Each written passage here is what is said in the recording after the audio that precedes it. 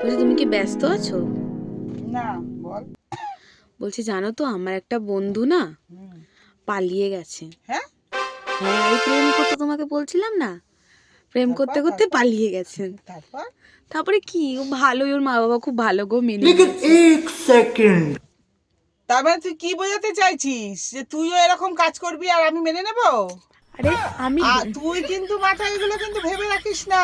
তোর পাড়ায় কিন্তু চারিদিকে তোর বাবার প্রচুর লোক ঘুরছে, ছড়ানো আছে।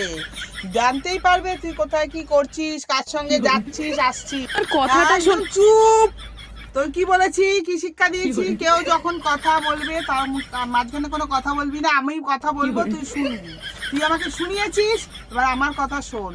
আমি যদি দেখি কি আমার কানে এসেছে যে কোনো ছেলের পেছনে ঘুরঘুর, কার সঙ্গে ঘোরাফেরা করেছিস, বাইকের পেছনে চড়ে ঘুরছিস, ওই বাইক নিয়ে উড়িয়ে দেবো। যেদিনকে শুনবো না, ঢুকবি ঘরে, এসে বলবি যে মা ওই ছেলেটাকে, সেদিনকে আর ঘাড় ধরবো আর ঘর থেকে একদম বার করে দেবো।